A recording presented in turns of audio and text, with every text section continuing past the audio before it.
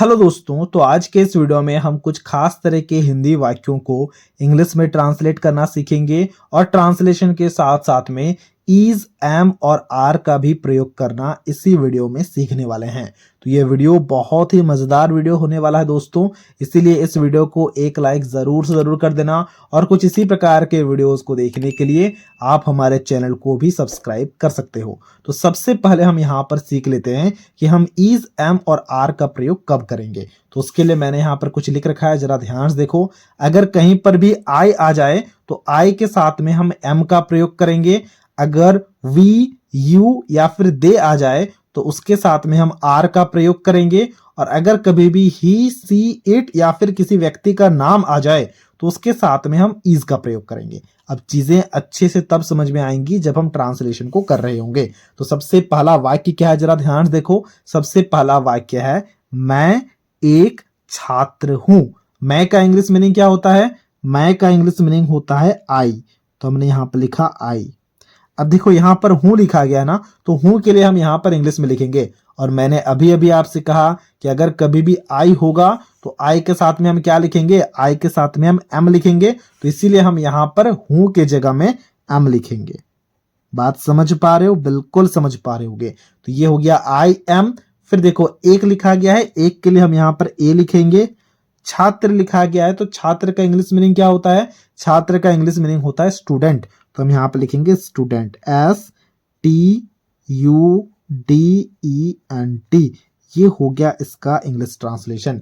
यानी कि मैं एक छात्र हूं दिया गया होगा, इंग्लिश ट्रांसलेशन होगा आई एम अ स्टूडेंट। ठीक है, इसी प्रकार से अब हम हमारे दूसरे वाक्य को इंग्लिश में ट्रांसलेट करते हैं। दूसरा वाक्य क्या है? दूसरा वाक्य है तुम एक गायक हो। तो सबसे पहले तुम का इंग्लिश मीनिंग लिखते हैं।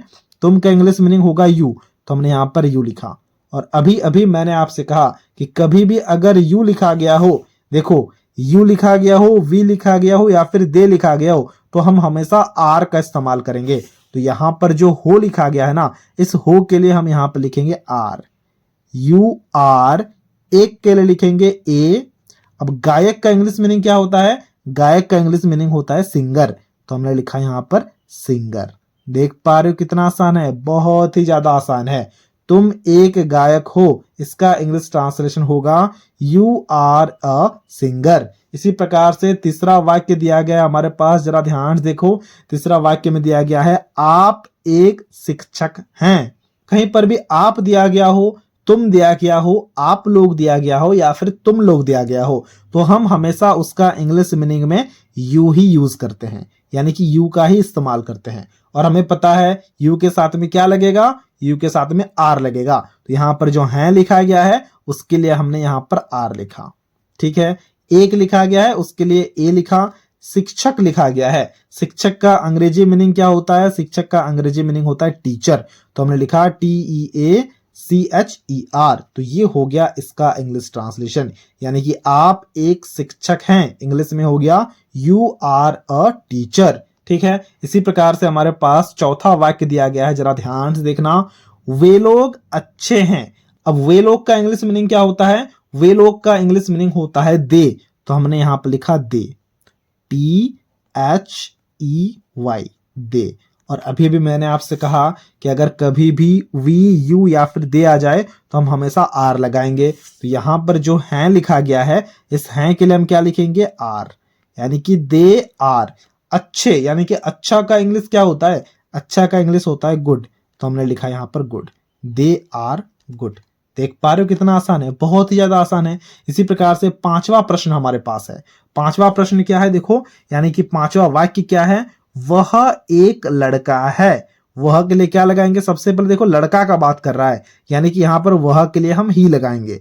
और अगर कहीं पर लड़की का बात करता कि वह एक लड़की है, तब हम यहां पर सी लगाते। ठीक है, अब देखो है लिखा गया है, अब ही के साथ हम क्या लगाएंगे? ही के लिए क्या लगाएंगे उसके लिए भी हमने लिख रखा है। कभी भी ही, सी, इट, दिस, दैट या फिर किसी व्यक्ति का नाम आ जाए उसके लिए हम हमेशा उसके साथ इज लगाते हैं। तो यहां पर ही लिखा गया है, तो इसके लिए हम क्या लिखेंगे? इस है के लिए हम लिखेंगे यहां पर इज। एक लिखा गया है तो इसके लिए ए लिखा हमने। लड़का लिखा गया है तो इसके लिए हमने यहां पर इसका इंग्लिश मीनिंग लिखा, वो होता है boy. He is a boy हो गया वह एक लड़का है का इंग्लिश ट्रांसलेशन। अब कुछ और वाक्य दिए गए हैं, उन्हें भी हम यहाँ पर ट्रांसलेट करते हैं। सबसे पहला वाक्य है मोहन एक किसान है। तो मोहन का इंग्लिश मीनिंग क्या होगा? मोहन ही होगा। तो हम यहाँ पर सबसे पहले मोहन लिखते हैं, MOHAN, मोहन है लिखा गया है। अब मोहन के साथ में हम क्या लिखेंगे? इज लिखेंगे, क्योंकि अभी अभी हमने देखा कि व्यक्ति के नाम के साथ में इज आता है। तो इस है के लिए हमने यहाँ पर इज लिखा। एक लिखा गया है, इसके लिए हमने यहाँ पर ए लिखा। अब किसान लिखा गया है, किसान का इंग्लिश मीनिंग होता है फार्मर, तो हमने लिखा यहाँ पर FARMER, Mohan is a farmer. ये हो गया इसका इंग्लिश ट्रांसलेशन। अब जो यहाँ पर 7वां वाक्य दिया गया है, इसे आपको खुद से इंग्लिश में ट्रांसलेट करना है और इसके ट्रांसलेशन को हमसे कमेंट बॉक्स में शेयर करना है। तो ये था आज का वीडियो, जहां पर हमने इंग्लिश ट्रांसलेशन के साथ साथ में इज, एम और आर का भी प्रयोग करना काफी अच्छे से सीख लिया है। अगर आपको ये वीडियो अच्छा लगा है तो इस वीडियो को एक लाइक जरूर कर देना, और कुछ इसी प्रकार के वीडियोस को देखने के लिए आप हमारे चैनल को भी सब्सक्राइब कर सकते हो।